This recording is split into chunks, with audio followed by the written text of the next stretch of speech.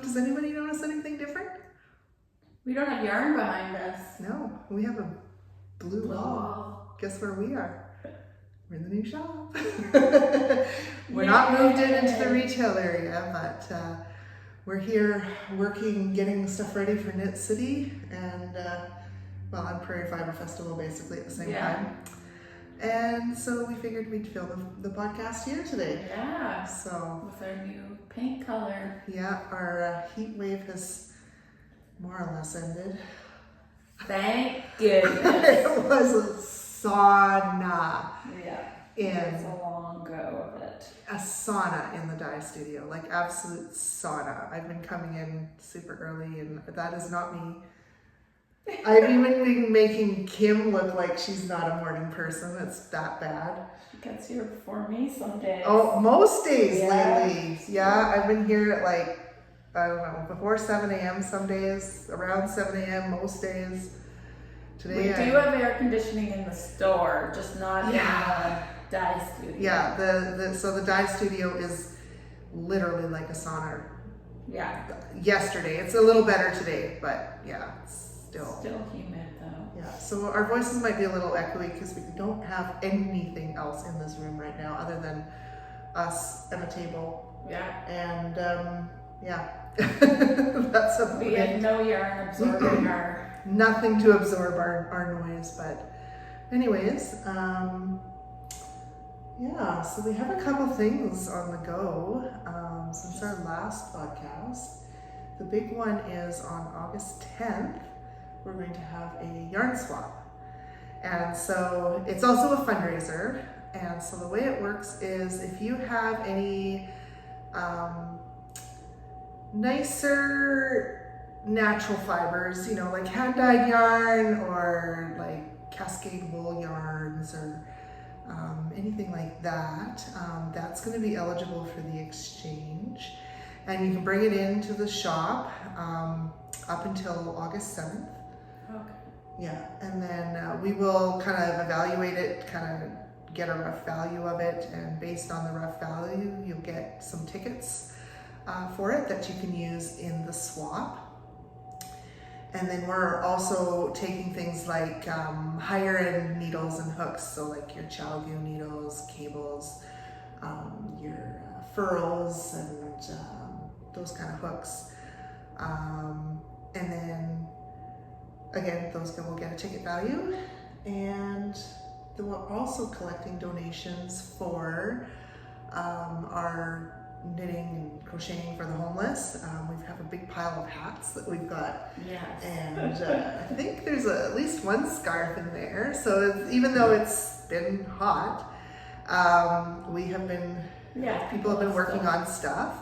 And so anything that you have in your stash that's like acrylic, or maybe you've just got like some random, you don't even know what it is anymore. Stuff that doesn't have it's to just be off it's the just labels. in a ball, and you're like, I don't know, it's like 35 grams of something, and I'm never going to use it on anything. We'll happily take it because I kind of actually plan to use one of our looms for weaving some scarves. And so with weaving, you can of course just use like 1 or 2 rows of a color and then change. So you don't need very much yarn. So anyways, that's one thing I'd like to get started probably once we move in here fully. But anything that can be used at all for knitting and crocheting for the homeless, and I guess now weaving, we'll happily take. We will weigh your donations of these, acrylics and unknown yarns, and you'll get tickets for entering into a contest. So Susan Chin is giving away a class, and I'm adding in a skein of yarn. Wow, so nice. Yeah, so that'll be fun. And we're also looking for, and everybody has it, and I know you have it because you just showed me some that you brought, donations of those straight knitting needles and crochet hooks that you've kind of leveled up from, or that somebody found out you were knitting and they came with like this armload or a handful of straight knitting needles, and you're like, yeah, I kind of only use like circular needles now. And I mean, I know I have a huge stash of that stuff at home. You found a whole bunch of crochet hooks. Yeah, like I think my mom was like, I think your grandma, like they were just passed down from past generations. Yeah, so I mean, we all have those things, and they're just like literally they're collecting dust, right? Yeah. So we will happily accept donations of those. We will be using them, so we'll probably get some projects started, like on some straight needles, like scarves and stuff. Okay. And then if somebody's just, you know, they're like, I feel like just working on something, but I don't, you know what? I brought a project and it's too hard for my brain in a social setting, but I just want to keep my hands busy. You know, we'll just have like, you know, garter row scarves. And things like that people can just pick up and work a few rows on, and then the next person can. So we can use those needles for that.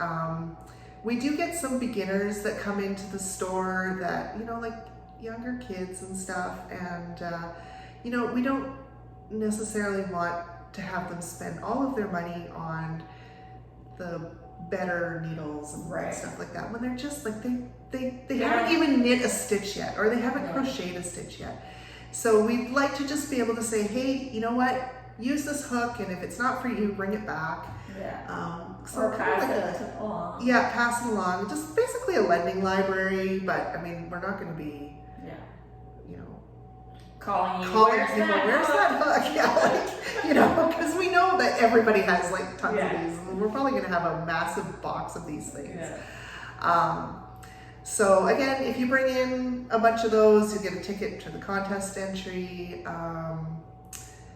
And, you know, we'll also accept, you know, that kind of stuff for some of our beginner classes. We'll, you know, we'll put it in like a kit, and we won't sell, like we're not going to put a dollar value on the kit, but it'll just be like, you know, you're taking a brand new knitter class and you need some straight needles. Well, again, nobody tends to use them after a while, or most people don't. So why make our beginners buy them, right? So we'll just say, you know, these needles are in your kit, and just bring them back when you don't use them anymore. It's just an easier way for people to start without spending tons of money. Yeah, so because we really want to encourage lots of people to knit and crochet, and the less barriers to entry, I guess, that you can have, the better. And it gets the stuff that is just sitting around in use again. Exactly. So there is more details. I'm just kind of doing an overview of this yarn swap. There is more details on the website with like ticket values and all of that. But that basically gives you a general idea of what we're doing. And the yarn swap itself will happen on August 10th. At the old shop. At the old shop. Currently, We're not moved yet. Not moved yet. So until you hear otherwise, everything's at the old shop. And it should be fun. Yeah, it's like a little social event also. It's like you can sit and hang out with us, and so it should be good. Yeah. And then we have Knit City on the 17th and 18th, and if you're taking any classes or going to the launch party, that's happening on the 16th. So we will be away for that, but the store will be open. My mom and my cousin Colleen will be at the store, hanging out with anybody that's not going to Knit City. And then on the 25th, we have BK's Bling and Bags coming. So I know I will probably be getting yet another project bag, because she's at Knit City too, right?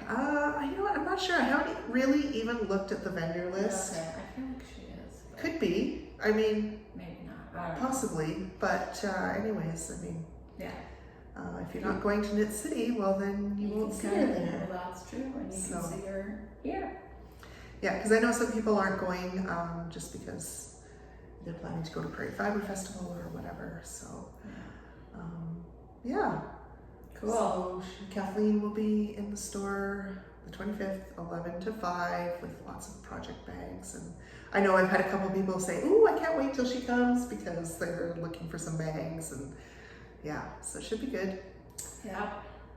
And then hopefully we're in here sometime in August. That is the plan. There's kind of one thing holding everything up right now. Well, kind of two things. Yeah. But that one thing is hopefully being resolved this week.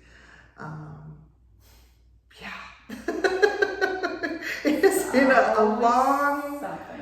There's been so many things that have come up. It's kind of ridiculous. It was going so smoothly in the beginning, and then it just, I don't know, something just changed. Yeah, and the eclipse happened. I don't know, something happened, and it's like one thing after another here. So, but hopefully by the end of August, hopefully. Yes, and then we'll schedule classes. Yes, so we don't have anything really scheduled right now. We do have, and I should be putting it up right away here. I just need to get into the office for a couple of hours and actually get everything completely set up. But we do have, on the last weekend in September, we have a small frame loom weaving class. And we will have, that's going to be kind of like a social night. So we're going to have like a make your own taco salad included in that, so that we can get started a little earlier, and you can sit and you can eat and you can learn how to weave on a small frame loom, and you get to take the loom home with you, like it's yours to keep. So I took the class last time that Sarah taught it, and it was really fun.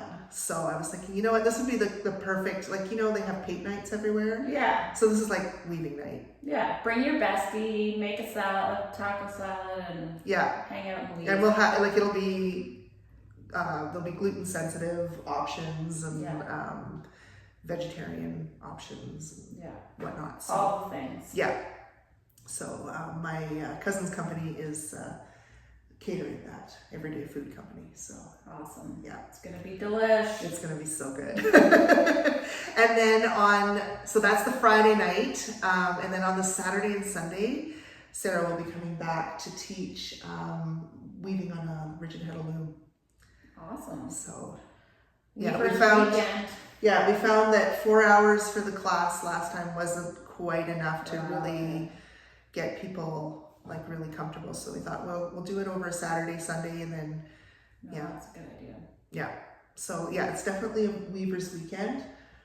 So those classes should be up. They might even be up by the time this podcast is released, but if not, for sure, I'll be working on it on Saturday morning. Cool. I'm just mostly here at the new store, dying, literally and figuratively, and all the rest of it. Because we're in like super production mode for the shows coming up, and so that means that I'm just not at the office as much, and I don't have like a full computer here to work on. I have like a MacBook from like 2012 that is, I keep getting notifications saying like, your browser is kind of out of date and things are not going to want to work on it, and it's like, oh, I won't update anymore. So it's just small, and you have just a little trackpad, and it's a little brutal to work on it because I'm used to having two screens and a mouse. And a printer that usually works. A printer's usually good. All those things help, right? So I haven't been able to work on as much stuff here as normal. So that's about it for classes. Susan's working on a bunch of class ideas, so hopefully those will put up pretty soon. Yes. And I think that's it about classes. Cool. So far. Do you want to see one? I want to see what you've got. An almost finished object. So you moved recently. Yes, I moved. So I thought maybe we were gonna move the shop and me at the same time. I'm glad that didn't happen. That would have been really fun. But so in the move, you find all these things that you forgot all about. Yeah. So I have this, and it's pretty much done. So it's a parachute. It's an old Stephen West pattern, and I've made one before, but this one's way bigger than the one I made, and I'm excited. It's It's a little bit cropped, but wide. It's hard to get the full thing. Anyways, Here, why don't I so it needs. do that? I kind of modified the bottom. I don't think it really had that in the pattern, but anyways, It's like several rows of just stockinette. and then I did an I-cord bind off. Yeah. And then it needs an I-cord bind off either around the arms and or around the neck. And that kind of closes it up too, because it's now just kind of apart. Yeah. So yeah, it's cute. Just stash yarns. You probably can't remember what you used. But I think this is yours. Yeah, that does look like mine. That looks like bubblegum. Yeah. So I think this is a Numana. Yeah. So it's just a crazy different bases. Even I have like I think this is a linen, maybe silken linen. Definitely linen. Oh yeah, you can feel the difference. Yeah. Yeah. Anyways, it's just. And it looks like you got like some mohair in there. Maybe I think it's, I don't know, something fluffy. Yeah. Yeah, so it's just kind of winging it. Almost feels like alpaca. It doesn't feel as anyways, something. Yeah, so and you could also make this into a full dress. I think there's one in his. I have like an old pattern book of his from, I don't know. From when he first started? Early 2000s. Anyways, it's in that book. I think it was called Stephen West Sweaters. Anyways, it's a sweater book. Yeah. But all of his patterns are available as individuals too. So yeah. So I'll definitely have this fully done next time, and I'll do a little model for y'all. Yeah. Yeah. So I found some stuff, and I was like, oh, what? As we all do. I know. Like I'm gonna go through. I don't know when. Probably in my sleep. I'm gonna go through all of my stuff and do my own destashing for the 10th. And I am sure I am going to find some gems. Yeah. I have so much yarn all over the place. It's so do I, but I can't get rid of any of it. Well, because I could use this for tufting, because you don't want to use fancy yarn for that. Anyway, so I don't know. Yeah. I'm gonna have to get rid of some of it, but yeah. I know I have lots. Yeah. Lots. Yeah. Anyways, I have needles and crochet hooks that I'm definitely. Yes. And we'll take patterns too, like like old pattern books and stuff. Yeah, we're gonna start a little blending library of old patterns. And stuff. Patterns, the needles, the hooks. Yeah. Yeah. So if you got old patterns or something, you know. Yeah. Those old 70s, funky 70s and 80s. Like just for the photos, they're amazing. Sometimes the photos are just gold. They are. I love them. Yeah. So, anyways, I think that. Yeah, we don't have much else. We don't have much. We've been working our butts off. We have. Because it's, And it's been freaking hot. Yeah. So moving slower than normal. At least I am. Yeah. Like all you want to do is sleep in this weather, but then you can't sleep because it's too hot, and it's just it's hard. Well, we have AC at home, but I mean, I've been working in the hot dye studio, so that's just been zapping my energy. Yeah, it really does. Kim, do you want to guess what time I went to bed last night? 10? I was asleep by 10.